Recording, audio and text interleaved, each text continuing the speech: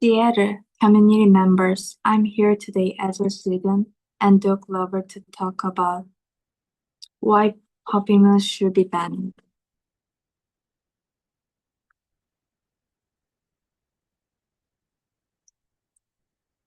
Seattle community members, I'm here today as a student and a dog lover to talk about why puppy mills should be banned.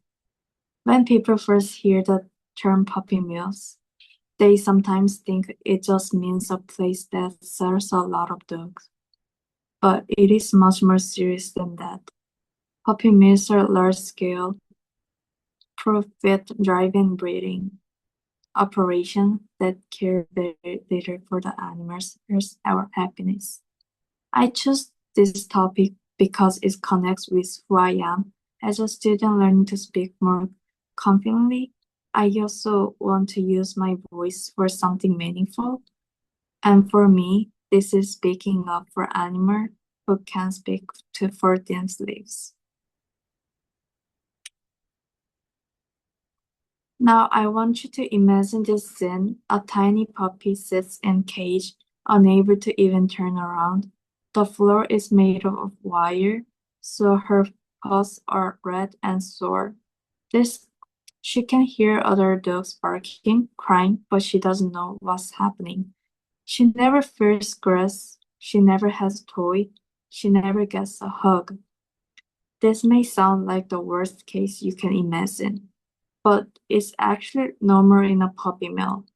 Dozens of dogs live like this every single day. And the sad part is, the puppies that come from this place are the one we see sold online or in pet shops. Today, I want to show you why we must ban puppy mills. We should ban them for three reasons. First, they are cruel to dogs. Second, they harm communities and families. Third, they're not needed because they're human alternatives.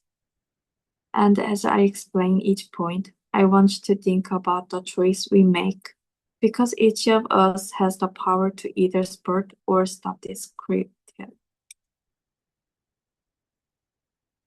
Let's start with cruelty. In puppy mills, dogs are often kept in cages stacked one on top of another. Imagine being on bottom row, waste dripping down from above. There is little no vet care. Puppies with infection or injuries are left untreated. And remember, these are living animals. Dogs want to play. They want attention. They want love. But in puppy mill, they get none of that. Female dogs suffer even more. They are forced to have litter after litter until their bodies are worn out. Then once they can't produce puppies anymore, they are often killed or abandoned. So when we talk about puppy mills, we are not talking about just bad conditions.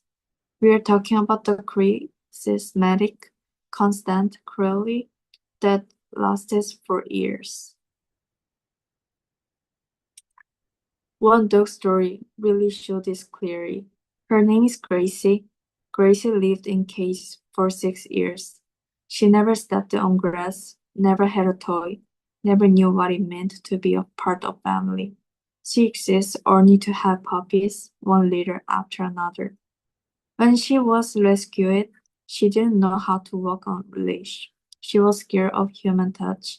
She was sick and weak from years. But slowly with care, she began to change. A loving family adopted her, and she discovered what it meant to be safe, to be loved, to be free. Gracie's story powerful because it shows contrast. On side, we see suffering. On the other, we see hope, and it reminds us that dogs are not objects.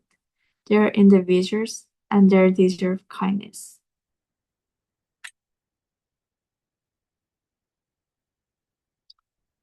Now, some people might say, okay, maybe the dogs suffer, but not my problem. But the truth is, puppy mills affect all of us.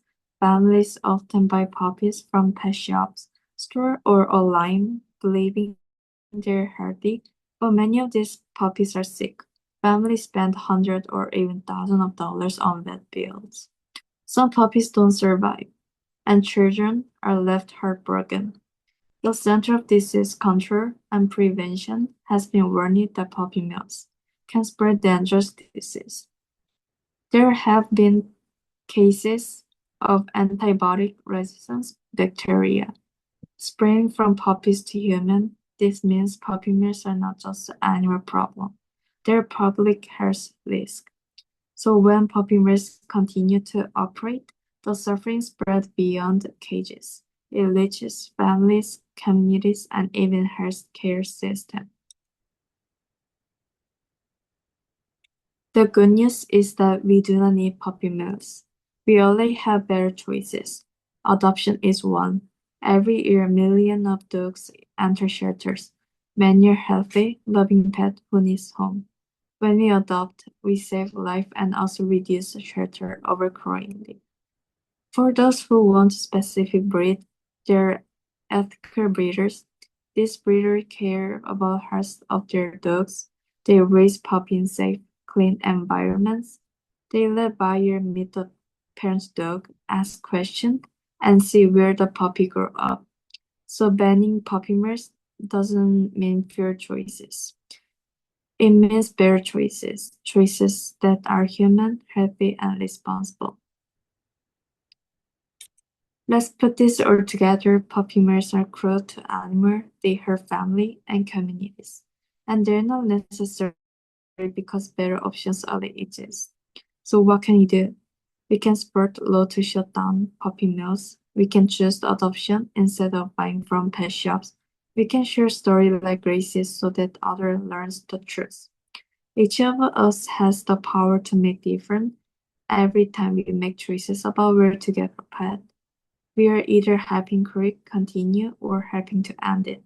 Said community, I'm asking to say no to puppy mills, and yes to kindness, yes to healthy family, and yes to better future for dog everywhere. Thank you.